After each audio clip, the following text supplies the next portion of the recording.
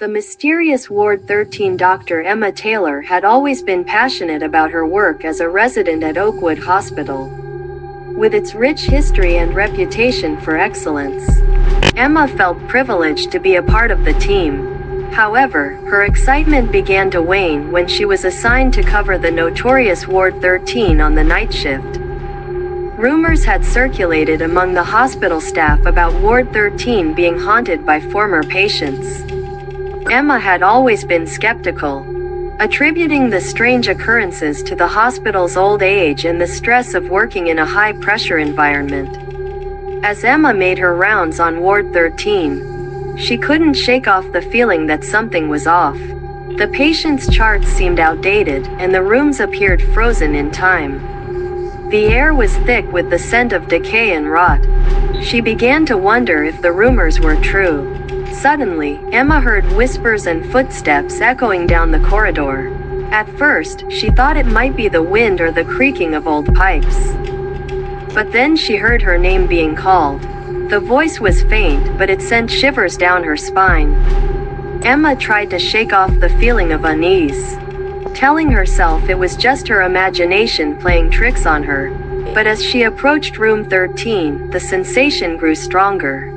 The door creaked open by itself, revealing a dark, empty space. For a moment, Emma stood there, her heart pounding in her chest. Then, she saw it, a patient's chart with her own name on it. The chart was old, yellowed with age, and it seemed to belong to a patient who had been admitted decades ago. Panicked, Emma rushed out of the room, but the door slammed shut behind her. She heard the sound of locks clicking into place, and she realized she was trapped. The whispers grew louder, and she stumbled upon an old logbook belonging to a former nurse. The entries described a horrific experiment. Patients had been subjected to inhumane treatments, driving them to madness.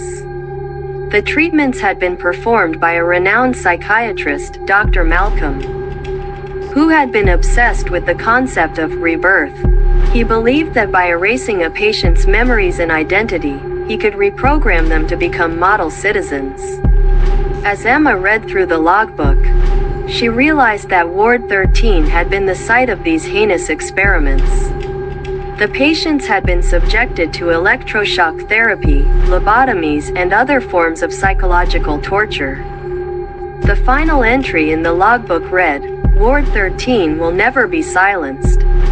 The patients will never be forgotten." Emma felt a chill run down her spine as she realized that she was not alone on the ward. Suddenly, the lights flickered and Emma heard the sound of footsteps approaching.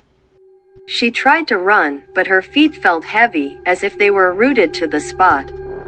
The whispers grew louder, and she felt an icy presence closing in around her.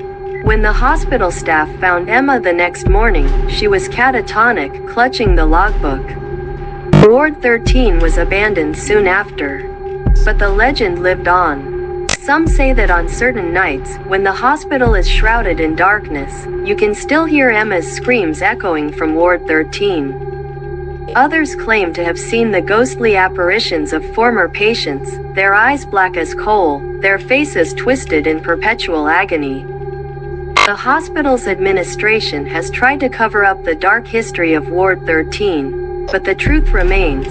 Some secrets are too horrific to be buried, and some wounds will never heal.